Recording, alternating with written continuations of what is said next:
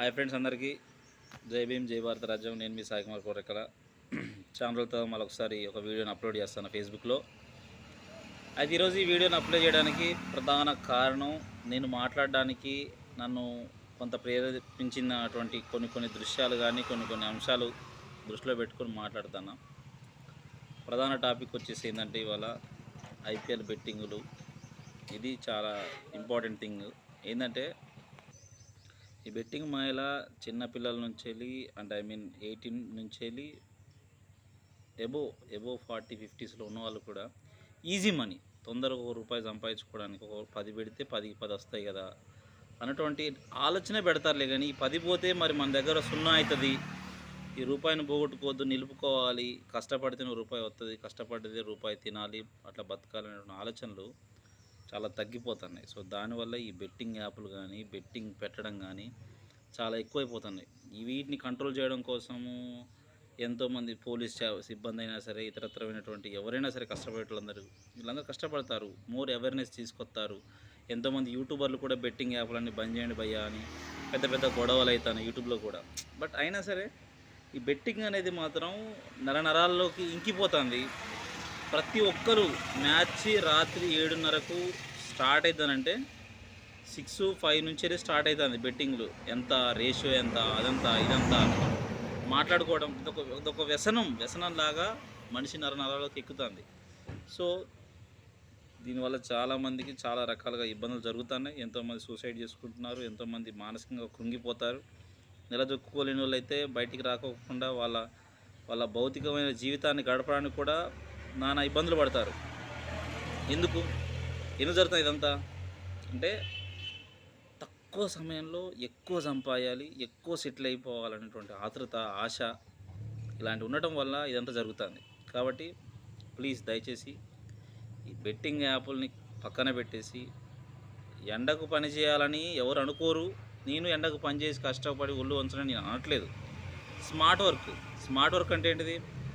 Technical work నేర్చుకోండి, కొంచెం నీడ పట్టు నుండి చేసుకునే పనులు ఏమైనా ఉంటే చూసుకోండి. అంతేలే కానీ ఈ బెట్టింగ్లు పట్టుకొని, ఈ జూదాలు పట్టుకొని, మంచి వాళ్ళే జూదం ఆటలు పెట్టుకొని రాజ్యాలు కూలిపోయారు.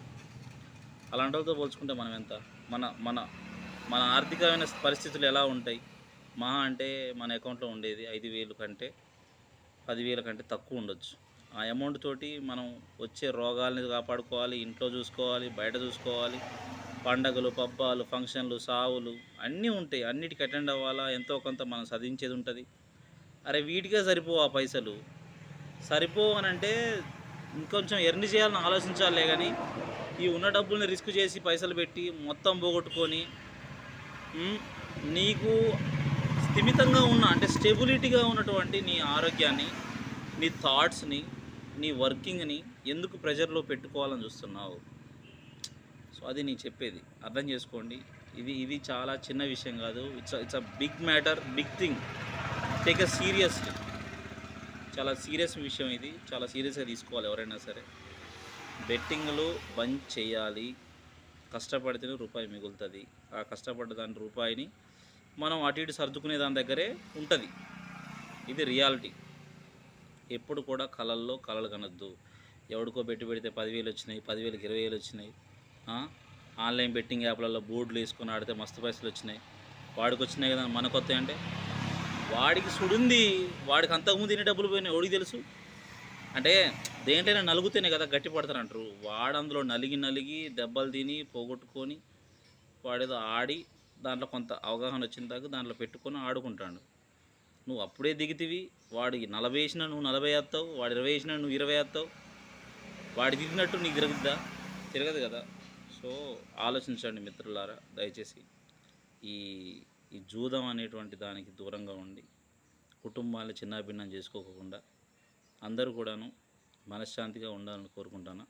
That's it point. అర్థం చేసుకోండి. దయచేసి దీన్ని లైక్ చేయండి, అందరికీ షేర్ చేయండి. మీకున్నటువంటి భావాన్ని కింద కామెంట్ రూపంలో తెలియజేయండి. ప్రతి ఒక్కరి కామెంట్కి రిప్లై ఇవ్వబడుతుంది. Thank you.